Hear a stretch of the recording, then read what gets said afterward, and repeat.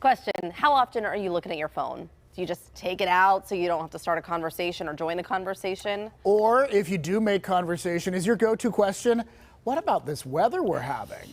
Our etiquette expert, we've all done it. Liz Aquino is here to help us with the common conversation Conundrums. And that's part of it too, like not interrupting somebody when they're talking. Right. That was written for me to do. I would never interrupt you. But you know what? It can be intimidating. You walk into a room, people are talking, you want to introduce yourself, but you're not really sure what the go-to should be, what you should say first. Right. There are few things more difficult than being new or walking into a room and not knowing anybody. But remember, everybody in that situation feels like an outsider. So if you can be the person to bring people together, you're a real gift. Mm-hmm. So if you're not sure where to start, try something like, hi, I don't think we've met yet, and then say your name.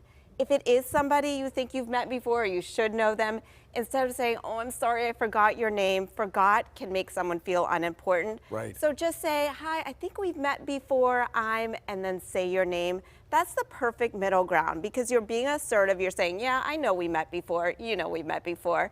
But you're also being generous, giving your name so they're not groping around in their memory for it. You have that problem too, right? When people come up to you and you're like, you look so familiar. Well, I'm sure you get that. I know. Or if I want to introduce someone and I don't remember their name or someone else, and then you're not sure what to say. Right.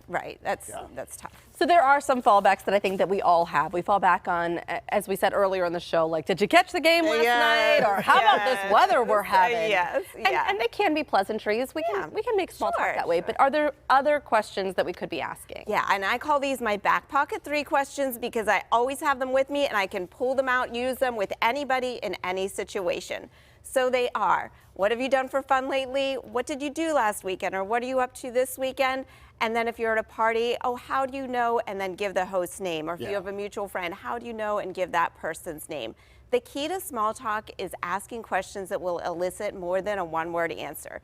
So questions that start with how, why, or what are always good. I also love in a conversation when people are asking questions of others rather than just talking about themselves ad nauseum, because that can be a lot. Yeah, and let others share in your enthusiasm. So if you're really excited about March Madness, make sure you're not taking over that conversation. Ask someone a question. Oh, are you filling out a bracket? Or who are you cheering for?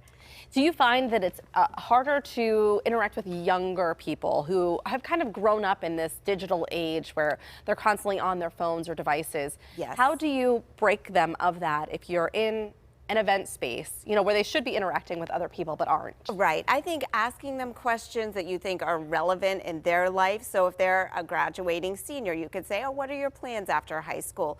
But they probably won't initiate too many conversations. So you're right, you do kind of have to pull the information out of them. And just trying to include them as much as possible. If you're a parent in your home life, get that phone away from them and ask them thoughtful questions. It's a good way to get them more comfortable talking. Yeah. How do you extract yourself from a conversation like at a party? I have been trapped in a corner, and you're like, what do I say? Like, oh, I got to go get more drink or something, right? There are 2 good ways to do this. First is to merge with another chatting duo nearby.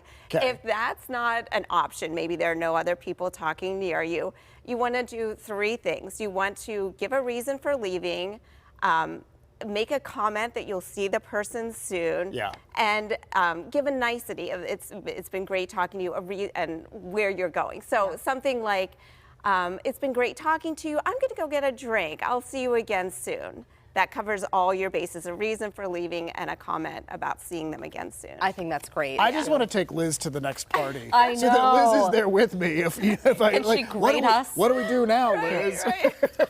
Love to get a grade on how we did at a party. I'm sure you get an A+.